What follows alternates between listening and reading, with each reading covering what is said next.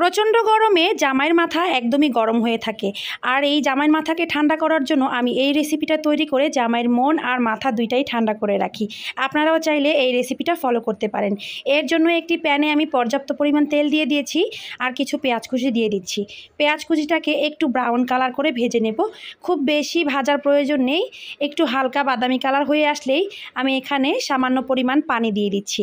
পানিটা দিয়ে আমি কিছু শুকনো মশলা অ্যাড করব, তাই আগে থেকেই পানি দিয়ে দিচ্ছি।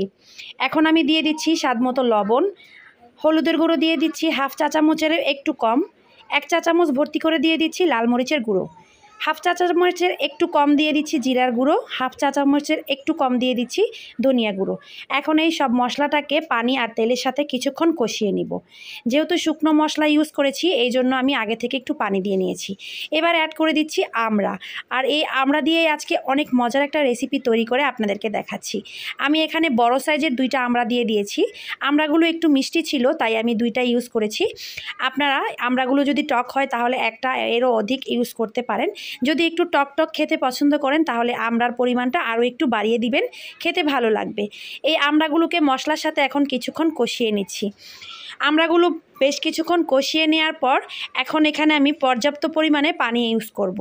আমি একটু ঝোলঝোল করেই এই রান্নাটা করব, তাই পানির পরিমাণটা একটু বাড়িয়ে দিয়েছি।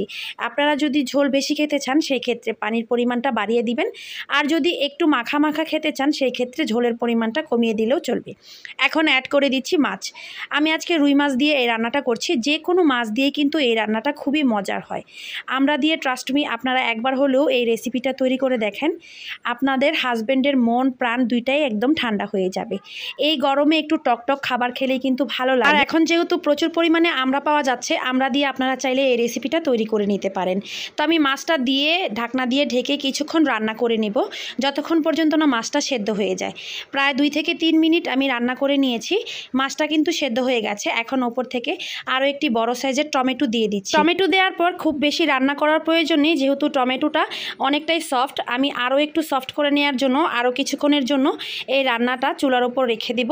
এখন কিছু কাঁচামরিচ অ্যাড করে দিচ্ছি। ঝাল ঝাল টকটক এই রান্নাটা খেতে কিন্তু ভীষণ ভালো লাগবে, তাই আমি এখানে কিছু কাঁচামরিচও দিয়ে দিয়েছি। এতে করে খুব ফ্লেভারফুল হবে। এখন এই রান্নাটা কিন্তু অনেকটাই কমপ্লিট হয়ে গেছে। টমেটোটাও একদম সফট হয়ে এসেছে। আর যেহেতু আমি এই ঝোল ঝোল রান্নাটা রাখবো তাই আমি ঝোলের পরিমাণটা বেশি পরিমাণে দিয়ে দিয়েছি। এখন ওপর থেকে ধনিয়া পাতা কুচি দিয়ে দিচ্ছি। ধনিয়া পাতা কুচি দিয়ে আবারও ঢাকনা দিয়ে ঢেকে কিছুক্ষণ রান্না করব। এতে করে ধনিয়া পাতাটার ফ্লেভারটা পুরো তরকারিতে একদম সুন্দরভাবে ছড়িয়ে যাবে আর রান্নাটাও কমপ্লিট হয়ে যাবে। প্রায় 2 মিনিট ঢাকনা দিয়ে ঢেকে আমি রান্না করে নিয়েছি। এখন ঢাকনাটা তুলে নিয়েছি। আর এই যে দেখতেই পাচ্ছেন রান্নাটা কিন্তু একদমই কমপ্লিট। এই গরমে এইরকম একটা টকটক খাবার খেলে কিন্তু আপনার মন প্রাণ দুইটাই ঠান্ডা থাকবে। যাদের হাজব্যান্ডের মাথা সবসময় গরম থাকে তারা চাইলে এইভাবে রেসিপি তৈরি করে হাজব্যান্ডকে খাইয়ে দিবেন। মন প্রাণ আর মাথা একদমই ঠান্ডা হয়ে যাবে। যা চাইবেন প্রত্যেকটা আবদার পূরণ করে দিবে ইনশাল্লাহ এই রেসিপি খাওয়ার পর। এত বেশি মজার হয় আর এত বেশি ভালো লাগে এই রেসিপিটা। আশা করছি আমার আজকের এই সহজ রেসিপিটি আপনাদের কাছে ভালো লাগবে। যদি খুব বেশি ভালো লেগে যায় আমার চ্যানেলটি সাবস্ক্রাইব করার অনুরোধ রইল। সেই সাথে রেসিপিটি আপনাদের ফ্যামিলি অ্যান্ড ফ্রেন্ডের সাথে শেয়ার করারও অনুরোধ রইল। যারা এখনও আমার চ্যানেলটিতে সাবস্ক্রাইব করেননি প্লিজ চ্যানেলটি সাবস্ক্রাইব করে পরবর্তী নিত্য নতুন রেসিপি দেখার জন্য অনুরোধ করলাম।